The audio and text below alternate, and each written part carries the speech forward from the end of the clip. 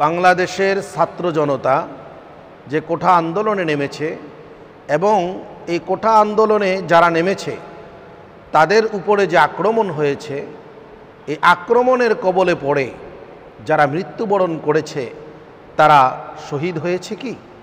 ইসলাম কি তাদেরকে শহীদ বলে? কোরআন সুন্নাহর আলোকে যদি আমরা বলি যে চারটি শর্ত আমি আপনাদের সামনে উপস্থাপন করেছি, তার মধ্যে একটা শর্ত হলো যে সত্যের জন্যে, ন্যায়ের জন্যে যারা সংগ্রাম করে, ন্যায় প্রতিষ্ঠার জন্যে, সত্য প্রতিষ্ঠার জন্যে যারা আন্দোলন করে কথা বলে, শুধুমাত্র ন্যায় প্রতিষ্ঠার জন্যে, নিজের কোনো স্বার্থ, ব্যক্তিগত স্বার্থের জন্যে নয়। যেমন রসুল করিম সাল্লাল্লাহু আলাইহি ওয়াসাল্লাম হাদিসে পাকের মধ্যে বলেছেন, কিয়ামতের ময়দানে আল্লাহ তাআলা সর্বপ্রথম বিচার শুরু করতে গিয়ে আল্লাহ পাক তিন ব্যক্তিকে ডাকবেন। প্রথম যেই তিনজনের বিচার হবে তার মধ্যে একজন হবেন শহীদ। আল্লাহ রাব্বুল আলামিন বলবেন, ও ফেরেশতা, ওই সকল শহীদদেরকে ডাকো যারা আমার রাস্তায় শহীদ হয়েছে। তো আল্লাহর ফেরেশতারা এক শ্রেণীর শহীদদেরকে ডাকবেন, তো তারা আসবে। তো তাদেরকে জিজ্ঞাসা করা হবে, তোমরা কিভাবে মৃত্যুবরণ করলে? তো তারা বলবে, আমরা আল্লাহর রাস্তায় জীবন দিয়েছি, শহীদ হয়েছি। তখন আল্লাহ পাক বলবেন, তোমরা মিথ্যে বলেছ, ভুল বলেছ। তোমরা শহীদ হয়েছ, জীবন দিয়েছ, ঠিক আছে, কিন্তু আমার সত্যকে প্রতিষ্ঠা করার জন্য নয়। তোমাদেরকে বাহাদুর বলবে, তোমাদেরকে পালোয়ান বলবে, বীর বাহাদুর বলবে, সেজন্য তোমরা জীবন দিয়েছ। অতএব তোমরা বীর বাহাদুর উপাধি পাওয়ার জন্যে, মানুষের মুখে লকব পাওয়ার জন্যে, মানুষের মুখে তোমাদের প্রশংসা পাওয়ার জন্যে তোমরা জীবন দিয়েছ।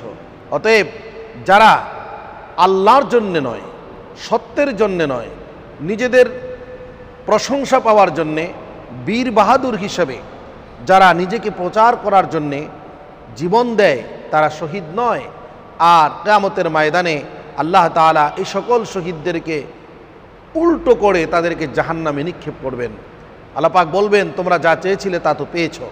কারণ আমরা জানি বুখারীর হাদিসের মধ্যে সর্বপ্রথম যে হাদিসটা এনেছেন ইমাম বুখারী রাহিমাহুল্লাহ, সেখানে তিনি বর্ণনা করেছেন, ইন্নামাল আমালু বিন্নিয়াত, প্রত্যেকটা আমলের ফলাফল আসবে নিয়তের উপরে।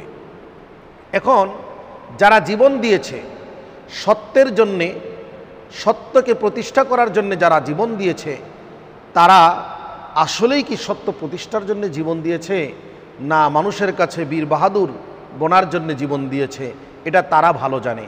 তবে আমরা বর্তমান বিভিন্ন মিডিয়ার মাধ্যমে, প্রিন্টিং মিডিয়া, ইলেকট্রনিক মিডিয়ার মাধ্যমে, বিভিন্ন প্রচারের মাধ্যমে আমরা যেই দেখতে পাই, যেমন আমাদের এক প্রিয় ভাই আবু সাঈদ, যিনি তার সাথীদের এবং রাষ্ট্রের শিক্ষিত ব্যক্তিদেরকে ন্যায় পাইয়ে দেওয়ার জন্যে, ন্যায্য পাইয়ে দেওয়ার জন্যে তিনি সংগ্রামের আন্দোলনের সামনে গিয়ে দাঁড়িয়েছেন।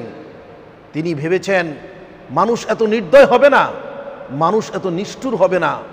আমার দেশের প্রশাসন, তারা তো জনগণের বন্ধু, তাদেরকে তো রাখা হয়েছে জনগণের জান মাল নিরাপত্তার জন্যে। সেই জন্যে হয়তো সে নিজের বুকটাকে টান টান করে দিয়েছে যে ভাই, মারতে হলে আমাকে মারো, আমার ভাইদেরকে মেরো না। সে এটা ভাবতে পারে নাই যেই প্রশাসন জনগণের বন্ধু, জনগণের পাহারাদার, সেই প্রশাসন সেই জনগণের বুকে এভাবে করে নির্দয়ের মতো গুলি ছুঁড়ে নির্মমভাবে হত্যা করে দিবে, এটা হয়তো আবু সাঈদ ভাবতে পারে নাই। তার কাজ, তার কর্ম আমরা যেটা দেখতে পেয়েছি সেটার দ্বারা প্রমাণিত হয় সে শহীদ হয়েছে, শাহাদাত বরণ করেছে। আল্লাহ তাআলা তাকে শাহাদাতের সর্বোচ্চ মাকাম দান করেন, এটা আমরা আল্লাহ পাকের কাছে দোয়া করি।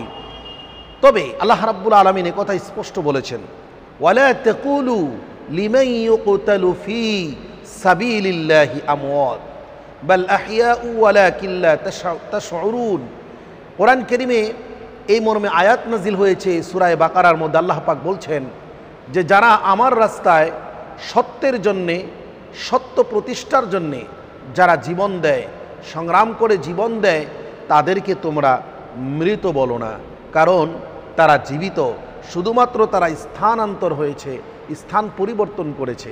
তোমরা যেভাবে খাও আমি আল্লাহ তাদেরকে সেভাবে খাওয়াই, তোমরা যেভাবে পান করো আমি আল্লাহ তাদেরকে সেভাবে পান করাই। অতএব তারা জান্নাতের মধ্যে খায় এবং পান করে আনন্দ আরামে থাকে।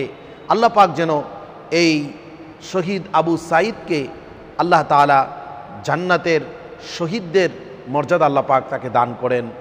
তো যে কথাটা আসলে বলতে চাচ্ছি যে সত্যের জন্য যারা জীবন দিবে তাদেরকে ইসলাম শহীদ বলে। তবে হ্যাঁ, কথা হলো এখানে যে ব্যক্তি শহীদ হয়েছে, জীবন দিয়েছে, তার উদ্দেশ্য কি ছিল, তার নিয়ত কি ছিল, সেটা তো সে ভালো জানে। এজন্যে আমরা তাদের প্রতি ভালো ধারণা রাখি যে তারা সত্যের জন্যেই, সত্য প্রতিষ্ঠার জন্যেই, ন্যায়ের প্রতিষ্ঠার জন্যেই তারা জীবন দিয়েছে। আল্লাহ তাআলা তাদেরকে জান্নাতের সুউচ্চ মাকাম দান করে।